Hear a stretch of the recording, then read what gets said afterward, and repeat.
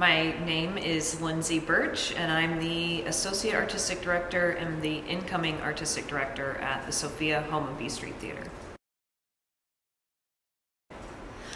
Well, that's interesting. My passion as an artist is as a director, and so when I was in college, I started to notice that there weren't as many, you're looking at Broadway and things like that, there weren't a lot of female or female identifying directors who were working at the big major regional theaters or on Broadway. And so I started to do research, and there's actually a lot of books written about the experiences of women in theater in leadership roles. And I think that over the past few years, at least, since I've been really working professionally in the field, it has definitely become not only more accepted, but also sought out to have women of color in these roles. And I think that that's a major shift of the industry because, I remember when the first woman, I think I was like in high school when the first woman won a Tony for directing, and that's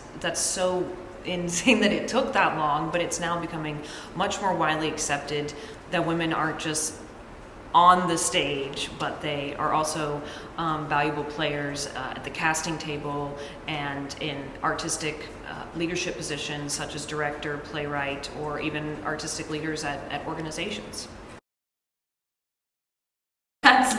That's an interesting question because not only am I a woman, but I'm also on the younger side of someone who might find themselves in a leadership position such as that of a director or an associate artistic director or an artistic director. So I think sometimes it's hard to separate out,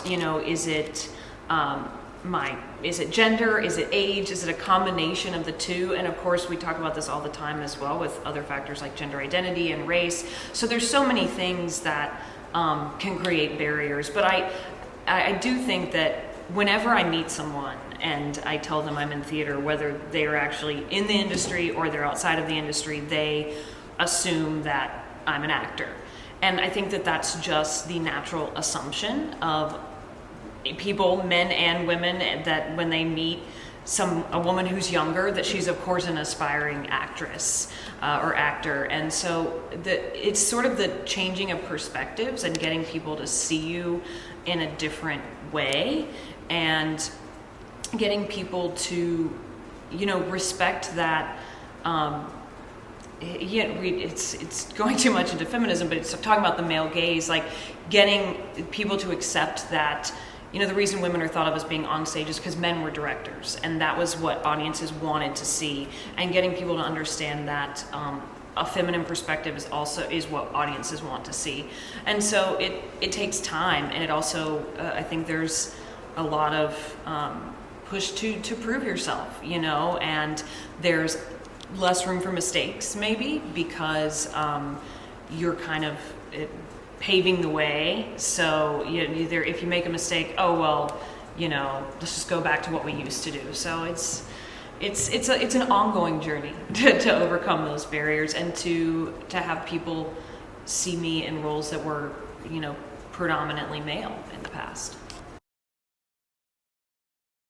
Oh, definitely opening the Sophia. It was so incredible because not only was it a project that was so long in the making for so many people, and I only came in, really in the home stretch. I started in 2013, we broke ground in 2016, but people have been working to make this project happen both from a financial and logistical standpoint since the early 2000s. And just seeing this built and seeing our artists experience the stages and the amenities of this facility, as well as our patrons and just the community at large, it was amazing because it's an act of will that so many people came together to make something that doesn't really feel possible to make that possible. And so that's definitely the highlight. And I tell people who ask that question, I think it will be for a long time, because who gets to open a new theater in their whole career, even, especially now with everything that's been happening with the pandemic. It just feels such a dream that this was able to become realized and to start to set a name for itself before that happened. If I think it's when because again, my passion is directing, and that is sort of my avenue into theater, and then I've grown into more experience as a producer and an arts administrator. So I think there's a couple of moments, and the primary one is being in rehearsal and feeling like things are really moving and going well, and like all the elements are starting to gel, and everything's coming together, and you're sort of leading that endeavor. Is really inspiring, and it does give you this sense of that there's so many people who are part of making a production happen, and of course the final element is the audience, and so the other part to that being, when you have your preview or your opening night and the audience is there and they have this experience that you've been having in rehearsal but not knowing if others are going to have it, and then they do, and that's an amazing, inspiring feeling. And then I think the other portion of that is when either administratively or producerially I'm able to come up with a solution to a problem, whether that's related to a production.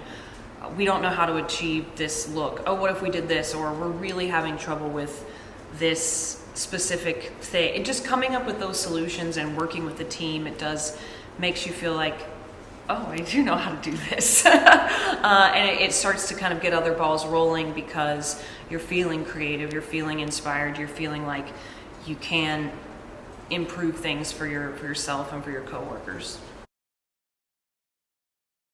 Oh, just you're coming of age, or you're coming into your own, and one of the best, in history, obviously things continue on a positive path, but one of the best times to be a woman, where people are really seeing that women can and should have leadership roles. Companies are much more willing to accommodate women single mothers, maternity leave, paternity leave, remote work, all of the sky is the limit right now. Do not think that maybe a more career, I can't have that because I have this obligation to my family or my spouse. They're hungry to find strong, talented employees, and they who represent different demographics, and female identifying is one of them. So do not limit yourself, and also, and don't feel stuck. Like, dabble in things, try something, and if it's not for you, pursue what you think your dream is, because the doors, the glass ceiling shattering. Kamala Harris is the vice president of the United States of America. Like, now's the time to do it. The future's female. Somebody like Eleanor Roosevelt or one of the suffragettes, to just really understand. And I do have this interest, which is like why I think it's interesting.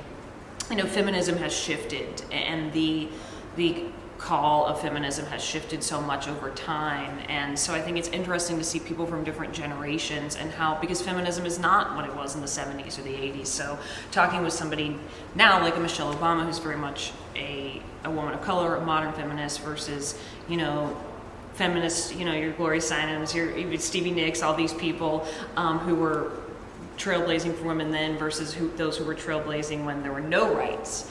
I think I would want to get someone from those different demographics. When I was in elementary school, the boys would pick on the girls or whatever, and they would say, girls can't do this, and they can't play sports, or whatever girls can't do. And then I went home and I told my dad that, and he was like, well, remember, girls can do everything that boys can do, except one thing that they can't, which is have children. So remember, you make the people, you help shape the world, so you have power. You make all the people, we make all the people.